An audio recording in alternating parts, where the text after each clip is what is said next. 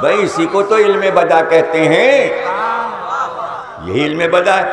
اب آپ کہیں گے یہ تو انبیاء کے ساتھ ایسے ہوئے، آپ مثالیں سنا رہے، ہمارے ساتھ تو اپنے آپ کے ساتھ تو 24 گھنٹے علم بدا ہو رہا ہے، راتوں دن علم بدا ہو رہا ہے۔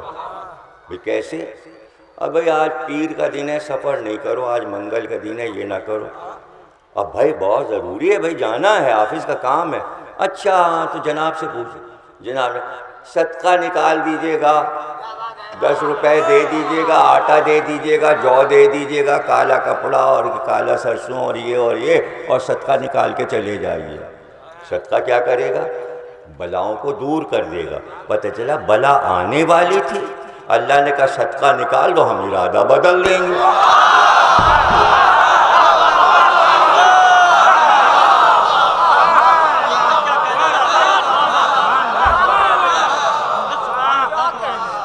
اب اور سن لیجئے کیسے کیسے ارادے بدل جاتے ہیں اللہ کے، کیسے کیسے ارادے بدلے۔ آیت اللہ دست غیب نے، ایک سیکنڈ لیتا ہوں، دست غیب نے اپنی کتاب قیمتی موتی میں لکھا ہے یہ واقعہ، بڑا پسند آیا مجھے۔ انہوں نے لکھا کہ حضرت عیسیٰ اپنے حواریوں کے ساتھ جا رہے تھے، وہ تو تبلیغی دورے پہ رہتے ہی تھے، تو ایک طرف سے گزرے، گانے بجانے کی آوازیں آ رہی، روشنی ہو رہی، تو حضرت عیسیٰ نے حواریوں سے کہا خوشیاں ہو رہی ہیں، یہ باجے بج رہے ہیں، شادی ہے اس گھر میں، شادی ہو رہی ہے۔ ابھی جب ہم لوگ واپس آئیں گے گاؤں سے ہو کے تو یہاں صف ماتم بچھی ہوگی، رونے چیخنے کی آوازیں آ رہی ہوں گی اور یہاں غم منایا جا رہا ہوگا۔ تھوڑی دیر کے بعد حضرت عیسیٰ واپس ہوئے اس گاؤں سے ہو کے، ویسے ہی خوشیاں ہو گئی۔ اللہ کا ارادہ ہی نہیں بدلا، نبی کہہ رہا تھا، اللہ نے بدلا ہی نہیں ارادہ۔ حضرت عیسیٰ جیسا نہ تھا۔ حواری نے کہا آپ تو کہہ رہے تھے کہ واپس ہوں گے تو یہاں رونا پیٹنا مچا ہوگا۔ ایک حواری سے کہا جاؤ دروازے پہ جا کے کہو عیسیٰ آئے ہیں۔ پورا برادری جتنے شادی کے باراتی تھے سب دوڑے، حضرت عیسیٰ یہ تو برکت کی بات ہے کہ ہمارے یہاں بیٹی رخصت ہو رہی، شادی کا دن، حضرت عیسیٰ تشریف لے آئے۔ سب آ گئے، قدموں پہ گر گئے، آپ تشریف لائیے۔ کہ نہیں ہمیں وہاں لے چلو جہاں دلہن بیٹھی ہے، جس کمرے میں دلہن بیٹھی ہے وہاں لے چلو۔ اور خوش ہوئے سب کہ ان کو یہ بھی پتہ ہے کہ دلہن رخصت ہو رہی ہے، برکت کی بات ہے۔ سیدھے پہنچے اور اس کے بعد آپ نے کمرے میں داخل ہو کر دلہن کا جو تکیہ رکھا تھا، حضرت عیسیٰ نے جلدی سے تکیے کو ہٹایا۔ جیسے ہی تکیے کو ہٹایا اس میں سے ایک کالا زہریلا سانپ نکل کے بھاگا۔ دلہن کے تکیہ کے نیچے سانپ تھا، حالانکہ لکھنؤ والے کہتے ہیں رات کو نام نہیں لیتے۔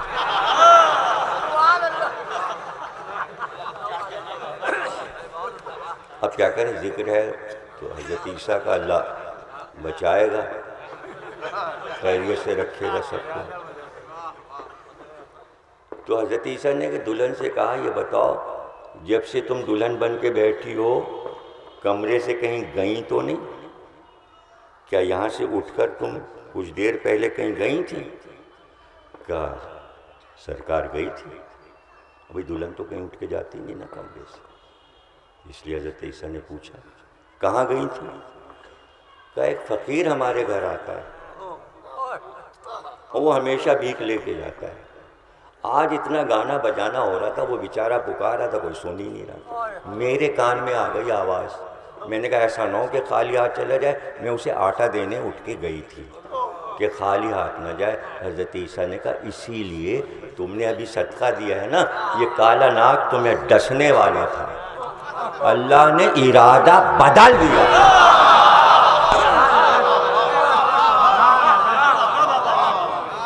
تو اب نتیجہ یہ ظاہر ہوا اتنی دیر کی گفتگو سے کہ تقدیر اسے کہتے ہیں جو زہرا کے دروازے پر آ کر اپنا ارادہ بدل دے،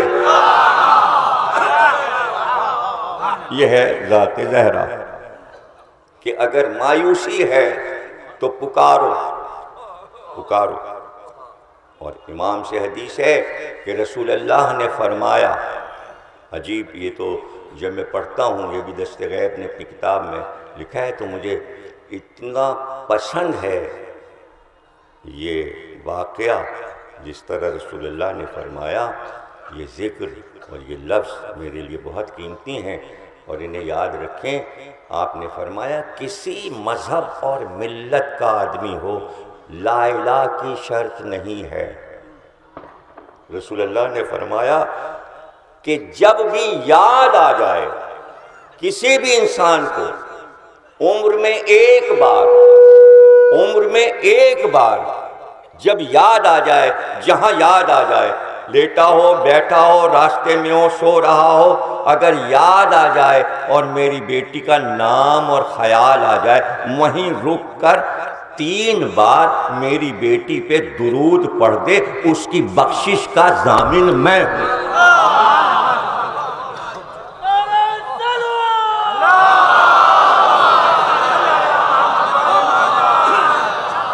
تو اب جو گفتگو ہوئی، مودت کی گفتگو ہوتی رہتی ہے. ہم گفتگو کر رہے ہیں معرفت کی. اگر کسی کے سمجھ میں نہیں آتی تو امام نے فرمایا واپس کر دو. رات میں آپ جائیے گا، لیٹیے گا کہ بھئی ضمیر اختر کی تقریر ہمارے سمجھ میں نہیں آئی، اقوال معصومین جو پڑھے اور یہ پڑھے، تو بنیت کیجیے گا، کہے گا امام ہمارے سمجھ میں ان کی تقریر نہیں آئی، ہم واپس کرتے ہیں آپ کی طرف. جب آواز آئے تو باتیں ہو رہی ہیں معرفت کی. چونکہ آپ کا نام ہی معرفت ہے، معرفت الہی کہتے ہی زہرا بی بی کو. اور ان منزلوں سے کہ جہاں مرضی الہی یہ ہو کہ پیغمبر سے بار بار یہ کہا جائے ہر نماز کے بعد کہ اپنے حجرے میں سیدھے نہ جائیے گا، زہرا کے دروازے پہ رکیے، نمازیوں کو روکیے اور ان سے کہیے یہ دروازے کو یاد رکھنا، اس دروازے کے احترام میں کمی نہ آئے.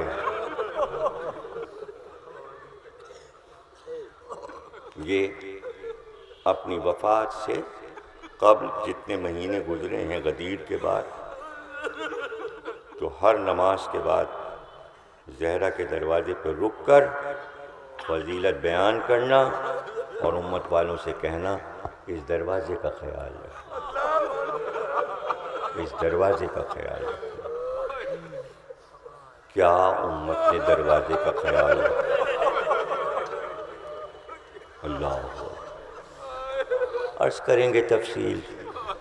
یہی وہ مصائب ہیں قیامت خیز جو تاریخ انسانیت کو حیران کر دے.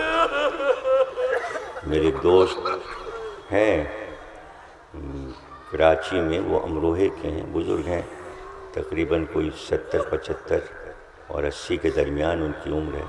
تو ہر سال وہ محرم کرنے کراچی سے اپنے وطن امروہے آتے ہیں محرم کرنے.